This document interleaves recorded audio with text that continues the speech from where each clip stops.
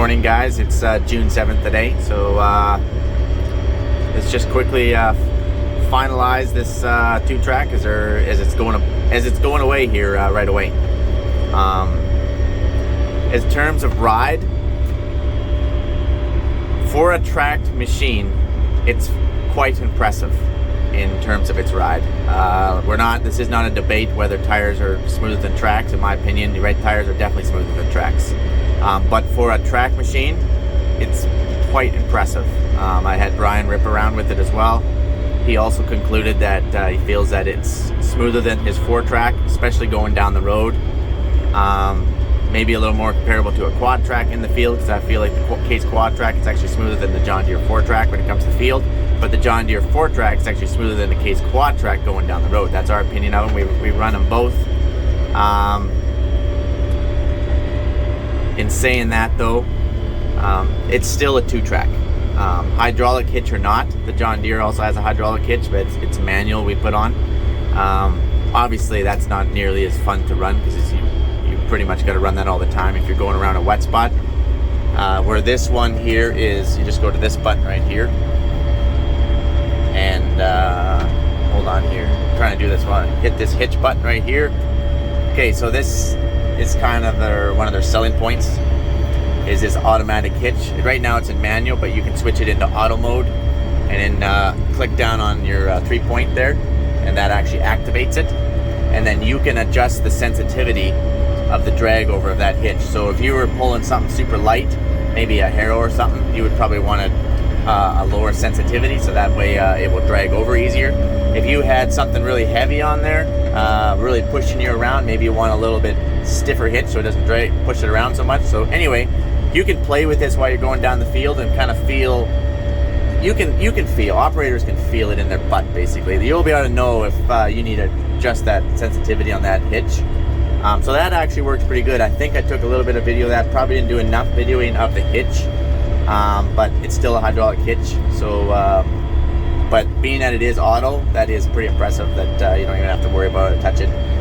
It's doing everything for you back there. And literally when I was ripping around on the Pro Tail, like, it's moving it over when I'm turning on it. So it turns pretty dang good. But it's still a 2-track. As you guys know, I'm not fans of 2-tracks. They skid more when you're trying to make a corner. It's still going to skid when you're making a corner. It turns pretty dang good, I'll give it that. But it's still 2-track. So that's my 2 cents on it. What else can I think of here? When I first got in this thing, I thought the steering wheel was kind of ridiculous. I was like, oh, I don't like this steering wheel at all. I didn't like the little indent in the steering wheel. I didn't like the odd shape of it. My OCD was going a little bit crazy. But then after I spent about a day in it here, I definitely like this little indent. My hand just sits right in here. Or I guess you could just go like this while you're moving it down the road. I don't know about having all your radio stuff there. I think that's a little bit pointless myself, but I guess it is what it is. The lights, I was a little worried about the lights because they're not the same lights it's on the 1050. These are like a round light, where the 1050 are squares. I think they're a totally different brand, but it's still pretty impressive. There's a bit of a blind spot right here. We need a few more lights, I think, to shine literally straight out. I think a lot of manufacturers forget that, because we got good lights up front and good lights behind us, but we need lights here so I can see that wing. You know, you're pulling 80 or 100 foot pieces of equipment, and you need to see what's coming. So I think it needs some more side lights, in my opinion. This door shuts pretty dang hard. I'm not sure about that yet. And obviously, like I talked about, the cab is a little bit archaic. It's a bit dated, I'm not gonna lie.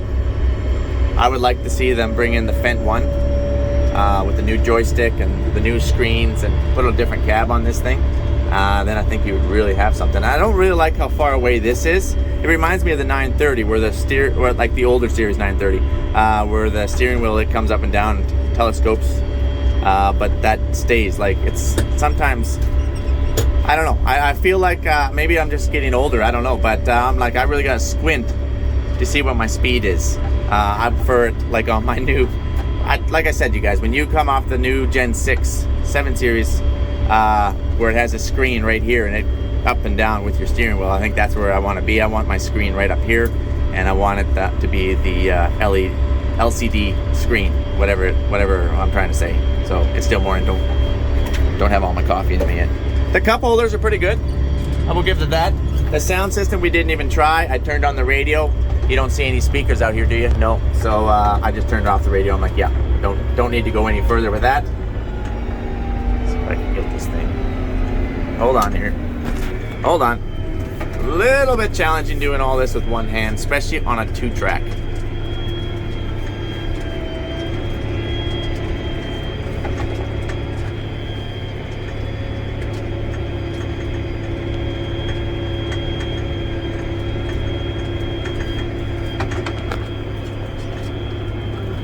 Gonna park this thing here. I would like to see an engine brake. I don't know where our engine brake is. Maybe I just don't know where it is, but I'd like to see an engine brake. I guess I should probably actually bring it to a complete stop. What else do we got here? I'm not a big fan of using the joystick as the trigger, especially when you're used to all the other tractors. They have the little shuttle right here on the end. I'd still like to have that shuttle there, because every time, because you know, all of our other tractors have the shuttle right here. So you're always going here, oh, never mind, and then you're moving this. So that takes some getting used to. I guess if this was the only Fendt tractor you had, well then I guess you'd get used to it pretty easy. But when you're going back and forth between them all, it is pretty nice to have the shuttle right here. Ashton here is bringing out some breakfast for me, because she is awesome like that.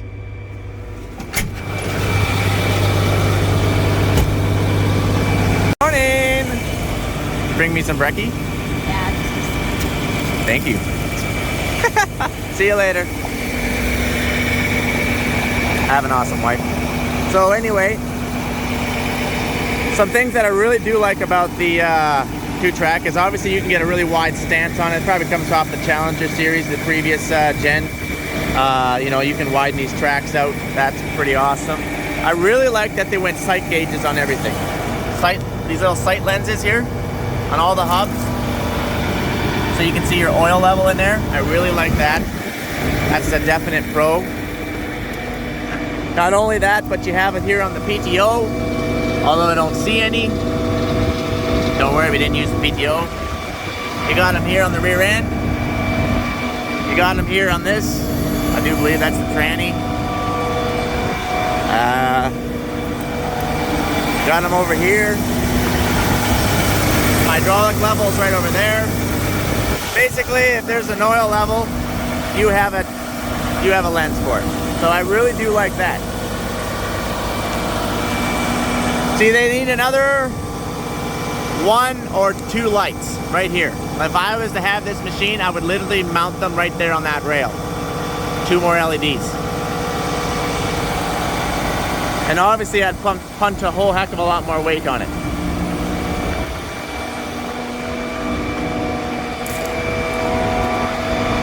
I do like that you can have 8 remotes now, but you know, you can get 8 remotes on a lot of different machines now. But I do like that option to have more hydraulic capacity. I do like that 1 block represents 1 pump. That makes it really simple for Mike. Mike needs simplicity.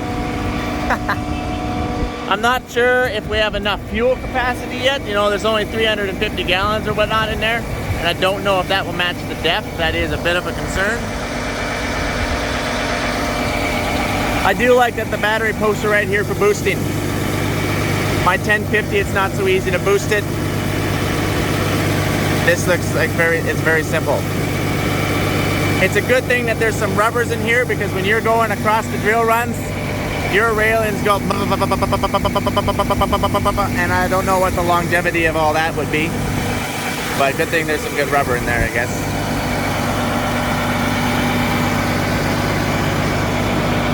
I really like the running lamps. I really like that signature. That's just me though, personal preference.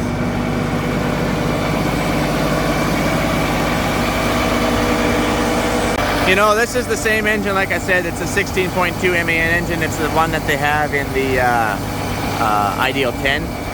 I do believe, I could be wrong, but I do believe it's the same block as our 15.2 that we actually have in our Ideal 9s, but just bored out a little bit more.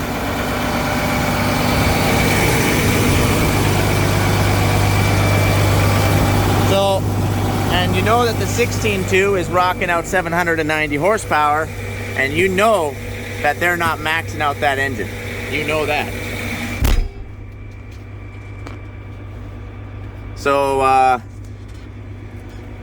I'm not exactly sure, excuse me, I don't exactly know why AGCO and Fendt stopped at 670 horsepower. I would like to see that they would have put about, I don't know, 720, made it 11,720. I do not know why everyone's just kind of flirting around with the high and mid 600s. So that's a little bit of annoying. Like, they have the block here. I'd like to see him come out with at least another model size bigger, potentially 2. All right, and while I'm doing my last final couple points on the tractor, Chris is here to take it to the next location.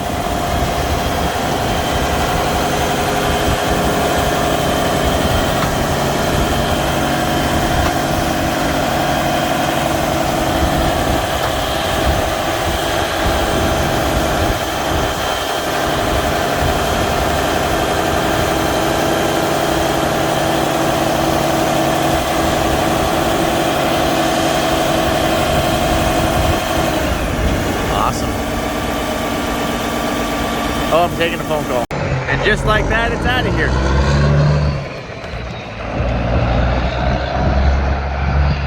Thank you, AGCO. We want to say thanks to AGCO for dropping that thing off. Much appreciated.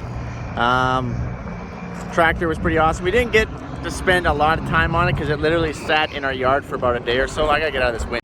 Sorry about that. I just had to get out of the wind here. So anyways, want to say thank you to AGCO, first off, for giving it to us for a few days. And it really sat in my yard for at least a day and probably just about 2 days. We only really ran it for 1 day just due to farming comes first. And you guys have already seen the results because this is going to be the last video out. I really wish we could have hooked it onto an air drill, because just because it can pull something at high speed really well does not mean it can pull an air drill at 4 or 5 mile an hour, because look at how well the 562 track did. Nobody expected that. And I can guarantee you that that 620 can easily outpull that 562 track pulling the air drill, because it pulls the same. We have an 84-foot drill on that one, an 84-foot drill on the 620. We have a 1,300 bushel cart on the 620, and only a 950 on that 560, because that's all that air drill can, that's all that tractor can handle. And we keep them out of the hills. But yet it outperformed the 4-track 620 at high speed. So pulling something like an air drill at 4 or 5 mile an hour, that's a whole other bag of cats. So really wish we could have tried that, but unfortunately we were unable to. So, and you gotta remember, it's still a 2-track. I don't typically lean 2-tracks. I am not a big 2-track fan. I really don't like how they skid around the corners. They're still gonna have some skid around the corners. Yes, it is pretty impressively smooth for a track machine. I'll give it that. That being said, it's still a 2-track. Yes, it does have a hydraulic hitch, so does our John Deere. Yes, the Fendt one is an auto. That is pretty awesome. And that you can adjust the sensitivity. I'll give a big pro for that. That's pretty cool. But it's still a 2-track. They're still going to be the first to get stuck going around a slough when you're trying to get yourself back out, pulling a heavy load. That hitch helps you, whether you're on the John Deere and manually running it, or maybe you're on the Fendt and it's automatic. It will still assist you in getting out, but it is no articulated tractor, because an articulated tractor pivots in the middle. So it's, for those of you who don't know what that is, and I can turn that articulated tractor and I can point literally 2 tracks out the other direction, and the other 2 are following it around, right? So I would like to see them take that Challenger articulated tractor that they have and make a big Fendt wheeled option. Like put the variable transmission in if they choose to do so.